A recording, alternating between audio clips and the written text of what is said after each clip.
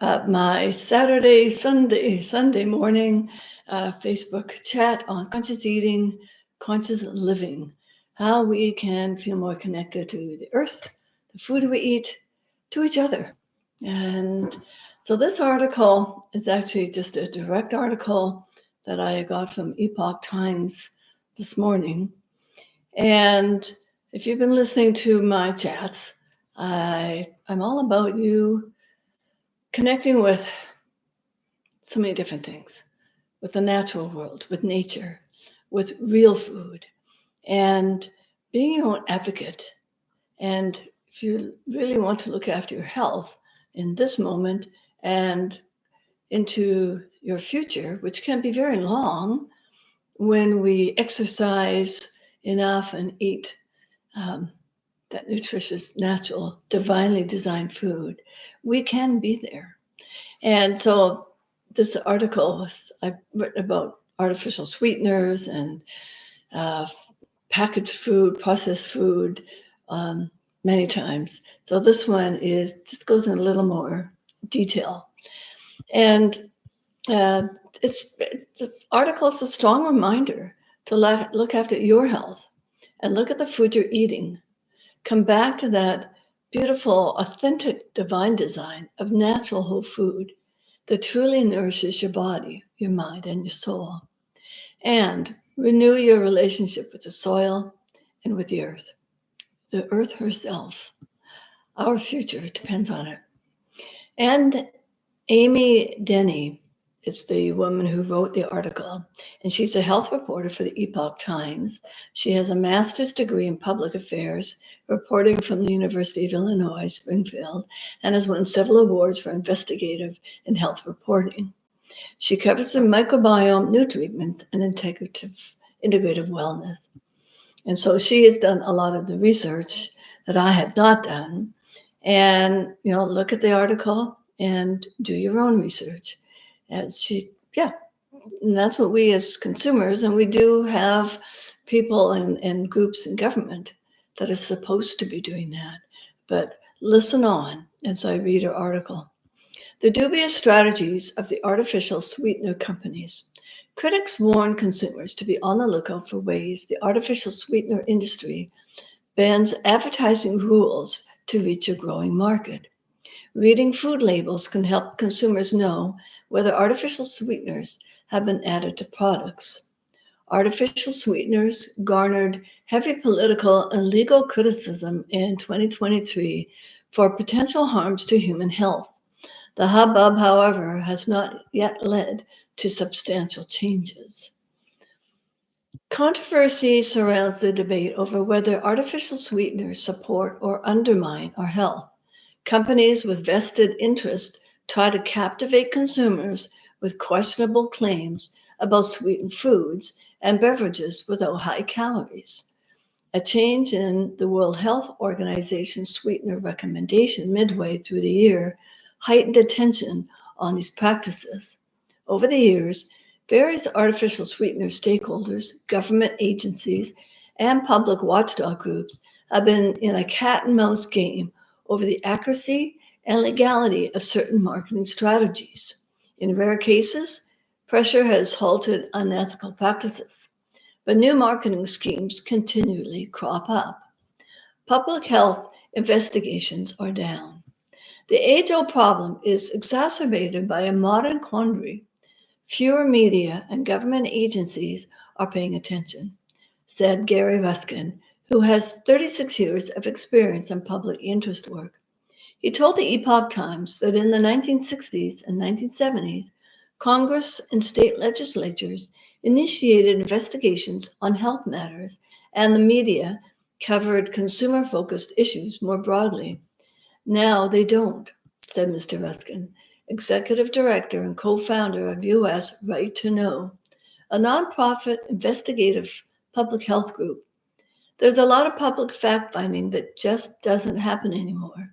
That failure to investigate corruption has an impact on American health, on their waistlines, on obesity, diabetes, and a pretty big list of diseases. Oftentimes, infractions of consumer protection rules related to artificial sweeteners go unnoticed, or worse, ignored. Watchdog groups have been petitioning for more government oversight for years. It's harder, too, to educate consumers because the internet is overloaded with one-sided information, Mr. Ruskin said. His concerns have expanded in tandem with the market growth of low-calorie sweeteners, which experience an average sales increase of 3.8% a year. Sales of low-calorie sweeteners, which include acesulfame, potassium, aspartame, advantame, neotame, saccharin, and sucralose, reached $29.5 billion in 2023. It's huge. And are expected to reach $41.2 billion by 2032, according to the International Market Analysis Research and Consulting Group.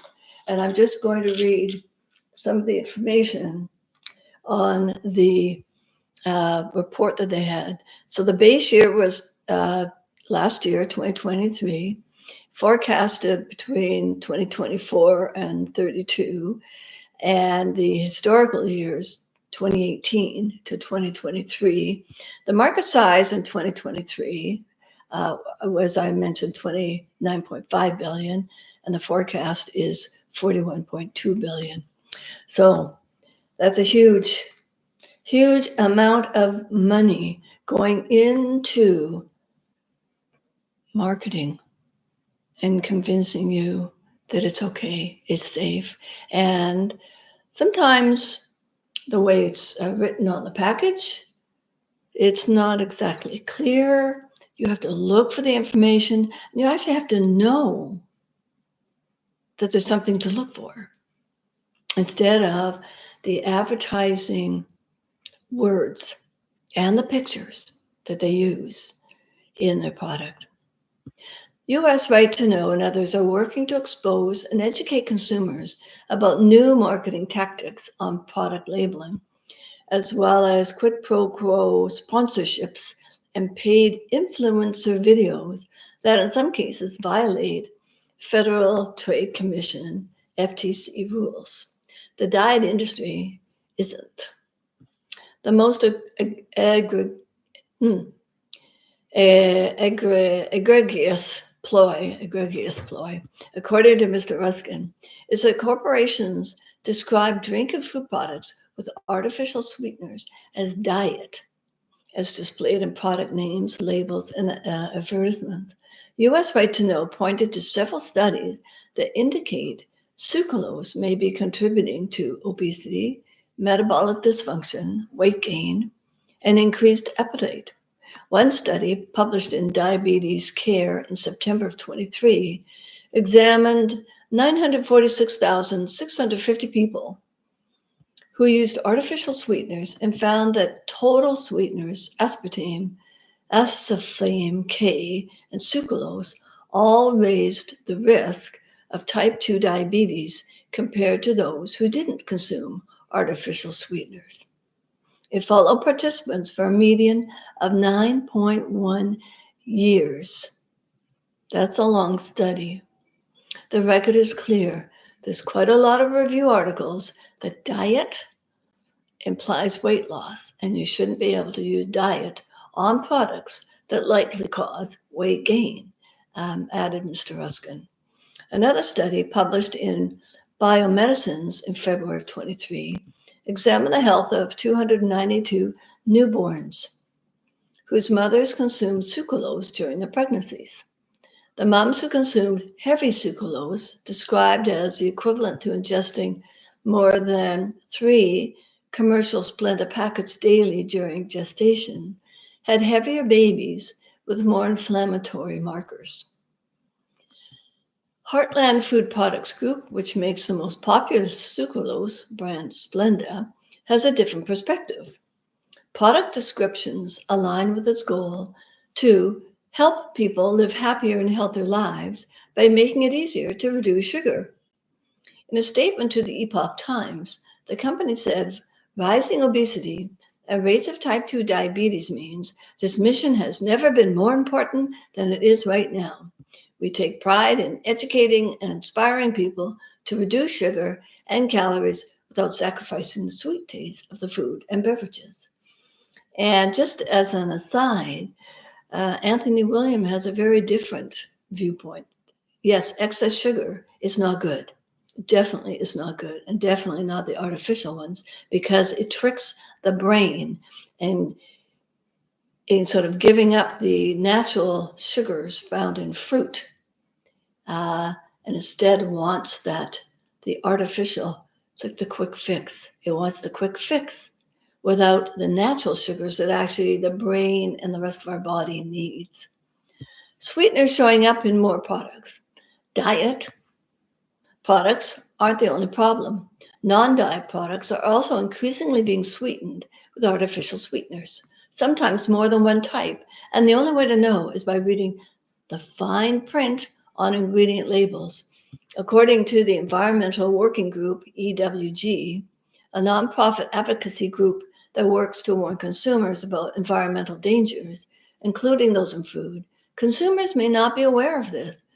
Gianfranco Cesario, EWG Stable Law Fellow, told the Epoch Times in an email, an EWG analysis of synthetic sweeteners found that in the past decade, their use has increased across nearly every food category, including by over 300% in snacks, cookies, and candies, 600% in beverages, and 800% in frozen foods.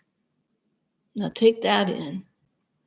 Not only has it become more challenging for consumers to find products without artificial sweeteners, it's also hard to make them aware an emerging body of evidence that many artificial sweeteners are linked to a variety of health risks among marketing efforts touting the products of so-called health benefits, Mr. Cesario said. A history of deception. A paper trail of complaints illustrates questionable marketing practices are nothing new.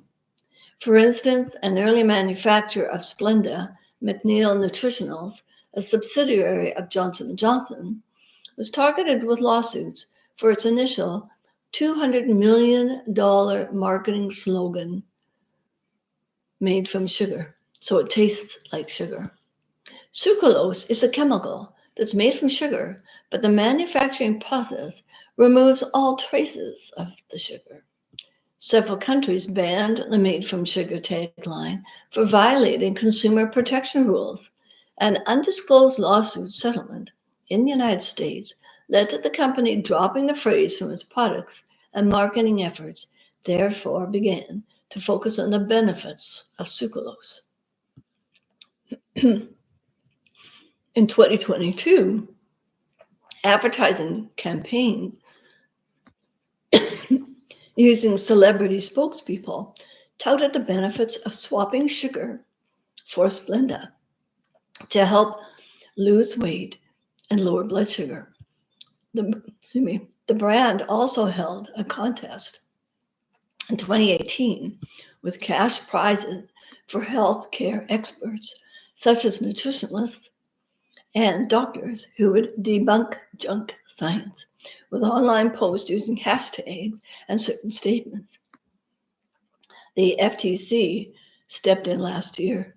A similar marketing approach led to the FTC issuing warnings in 2023 after dietitians and other health professionals made social media videos defending artificial sweeteners.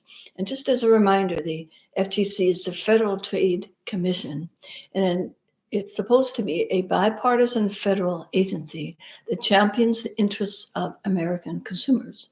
It says we protect consumers from deceptive and unfair business practices. Well, according to this article, they have not been doing their due diligence.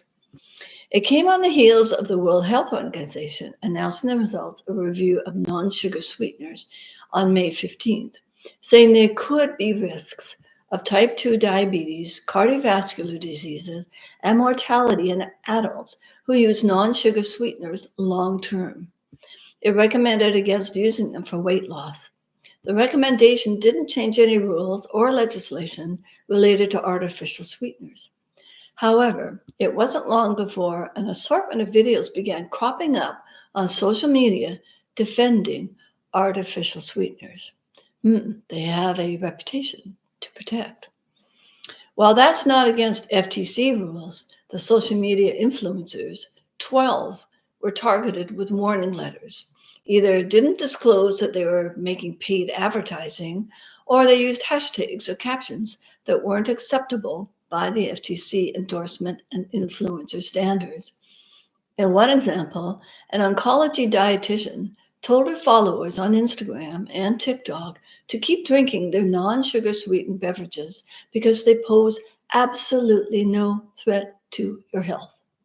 Another one of her videos is captioned, "Aspartame, increasing cancer risk? Nope, let's talk about it."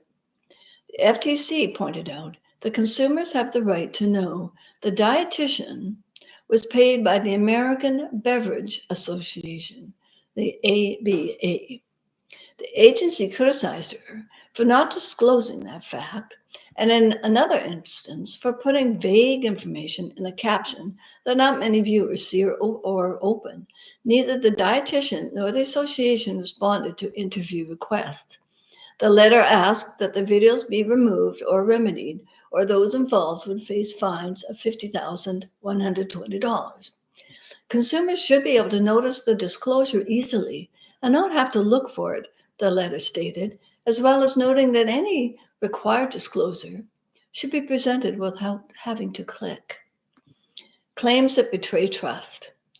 Though it was a media investigation that disclosed the violations, Mr. Ruskin said it was refreshing to see the FTC spring to life and write letters. In its letter to the American Beverage Association, the FTC explained that the experts' disclosures were inadequate by FTC rules. It also criticized the ABA for its response in a news article, saying it was insufficient to use hashtag safety of aspartame or safetyofaspartame.com, a website listing scientific studies in defense of the product, for disclosure on a social media post. The FTC letter stated, "We disagree with that assertion. Even if the terms were displayed in a clear and conspicuous manner, they are insufficiently clear to communicate the paid relationship between the dietitian and the American Beverage Association."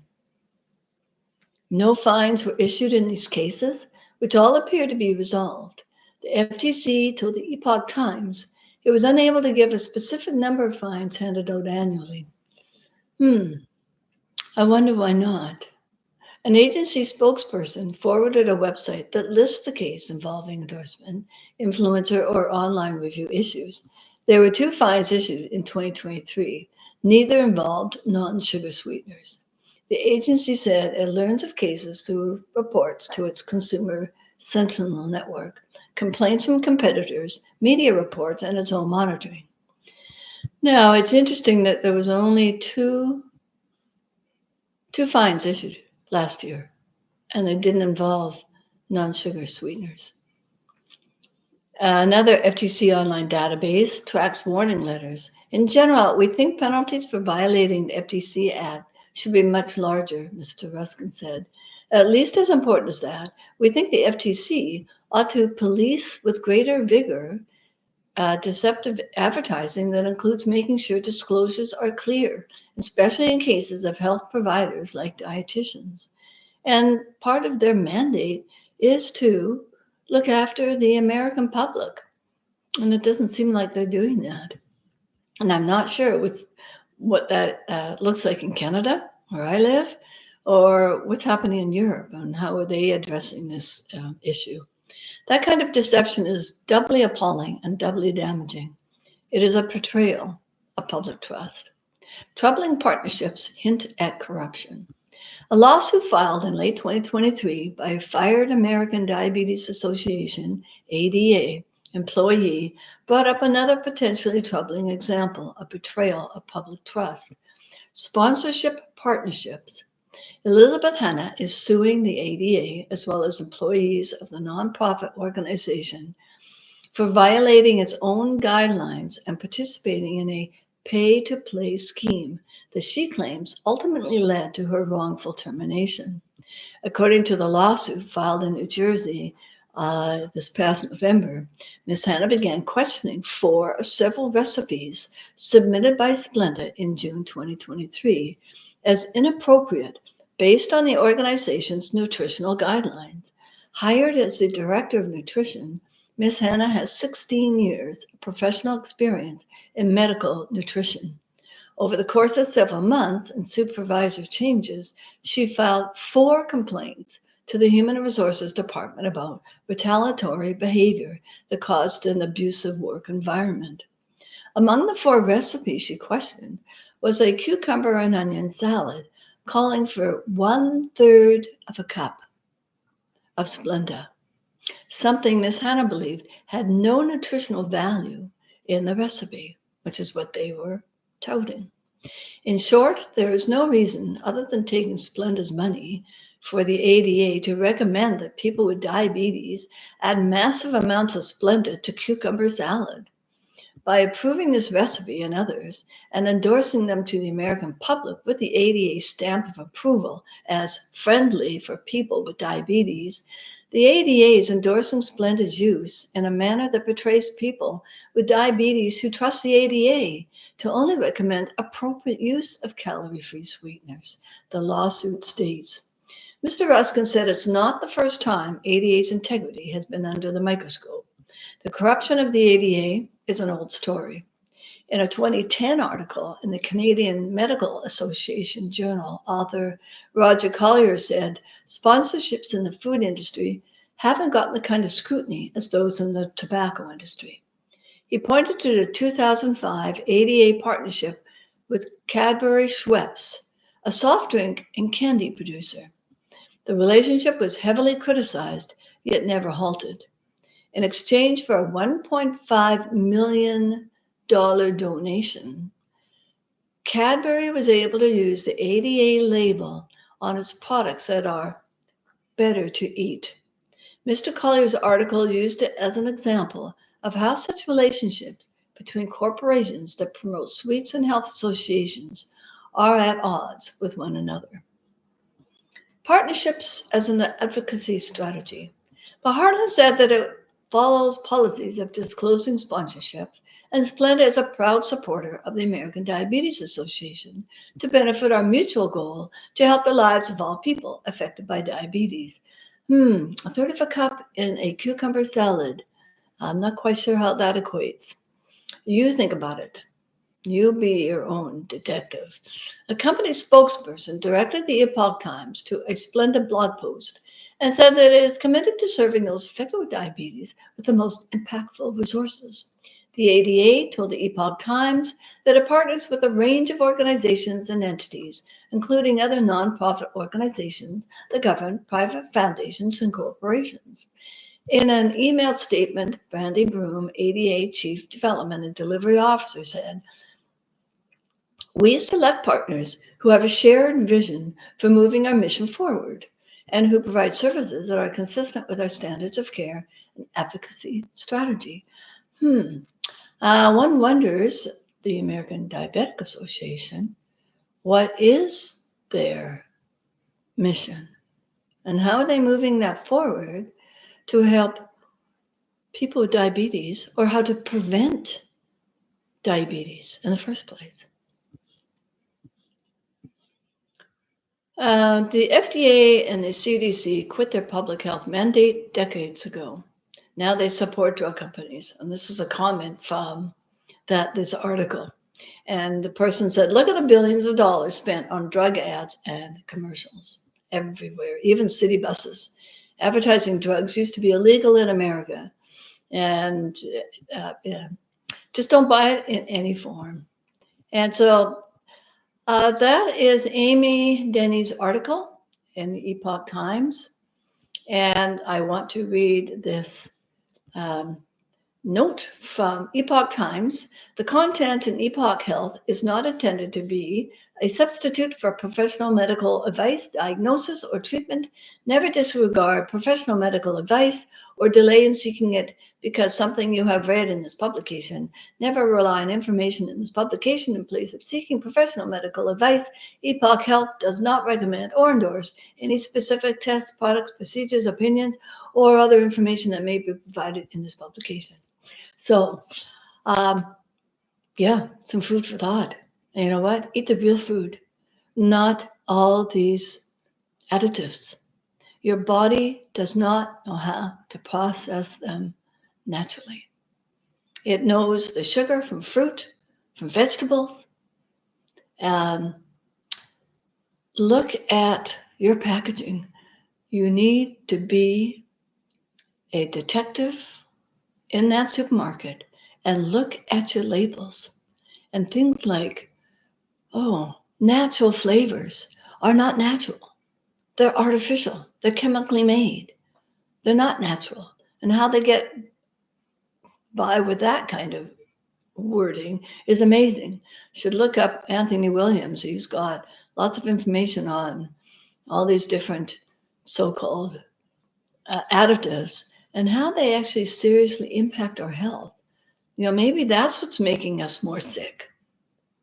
And, you know, sometimes I choose to just add sugar to my cookies because I kind of know what sugar does. And I don't use as much of it as I used to. But, you know, at least I know it's, you know, it comes from either sugar cane or I use coconut sugar quite often because in my mind, it's a little more natural and definitely more natural than all these other artificial things. So look after yourself, be well, just loving blessings to all of you, and just find the gratitude for all those meals that you have prepared yourself and just enjoy the fresh food. Enjoy that beautiful fresh food on your plate, breakfast, lunch, dinner, snacks. And, you know, sometimes they say you are what you eat. And are you eating healthy? All right. Bye for now.